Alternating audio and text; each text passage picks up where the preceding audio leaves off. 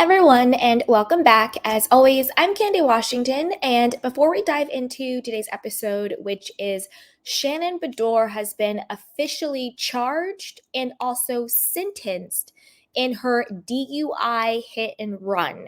So before we dive into the details, go ahead and like, subscribe, and share. So let's start with a little bit of background on what happened. This is from Us Magazine, and it says, Real Housewives of Orange County star Shannon Beador will not face jail time following her September arrest. Okay. Now, this is from Reality Blurb, which is the background information. Shannon Beador was officially arraigned in court over her DUI as it was revealed that the Real Housewives of Orange County star's blood alcohol content was 3 times the legal limit. Weeks after she was arrested following a DUI hit and run on September 16th, during which she crashed into a home while allegedly drunk, Shannon was hit with 2 charges. According to TMZ, prosecutors decided to charge the Bravo reality star with 2 misdemeanors, including 1 count for the DUI and another count for the hit and run. The shocker is the amount of alcohol allegedly consumed by Shannon, as her blood alcohol content was 0.24%, according to law enforcement sources, which is 3 times the legal limit. Shannon had her dog Archie in the car with her during the DUI crash and was reportedly found nearby by cops pretending to be walking her dog. According to numerous reports, Archie wasn't injured during the crash, although Shannon was bruised and was later photographed in a hand cast following her arrest. Side note, she was also seen at a plastic surgeon. I don't know if something happened to her face as well.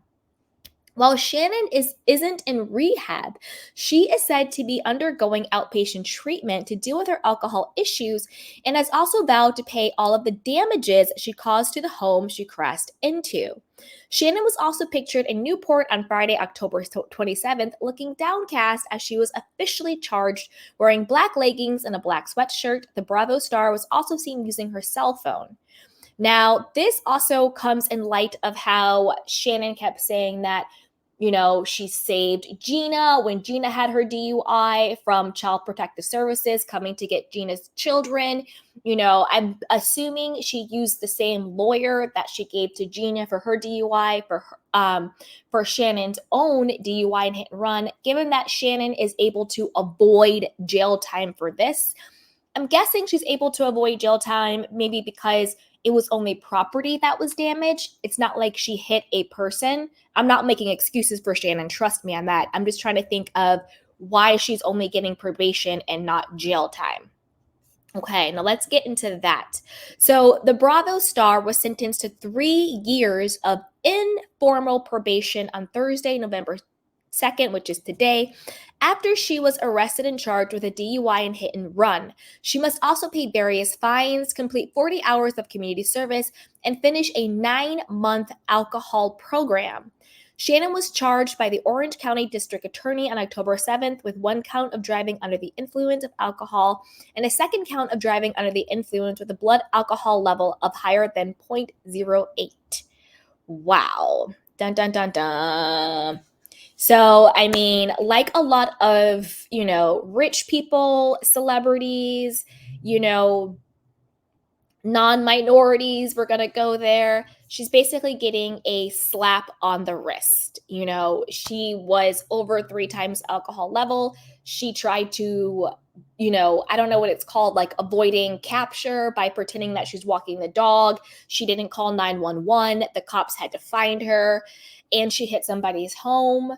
And she's basically getting a slap on the wrist. Informal probation for 3 years, paying a fine, community service, and doing 9 months of alcohol treatment. Do you think this is fair? Do you think her sentence is fair? Do you think it's fair that she basically gets off with what she did? Do you think somebody else in a different circumstance, someone who isn't famous, someone who isn't white, someone who isn't a celebrity, do you think they would get the same exact treatment? I had this question around PK's DUI, where all of the charges he had were magically dropped. And the LAPD said, there wasn't, quote, enough evidence to charge BK, which doesn't make sense. His breathalyzer came back that he was over the limit, which is why they towed his car, which is why they took him to the police station, and then he got a private escort back home. And then Dorit was able to just go and pick up his car, no big deal. If there was not enough to charge PK in a DUI, then why was he taken at all? Why was he taken in at all? Why did it happen at all, right? If you have the breathalyzer, that is the evidence. So is this just another, privileged person getting away with very dangerous and poor behavior?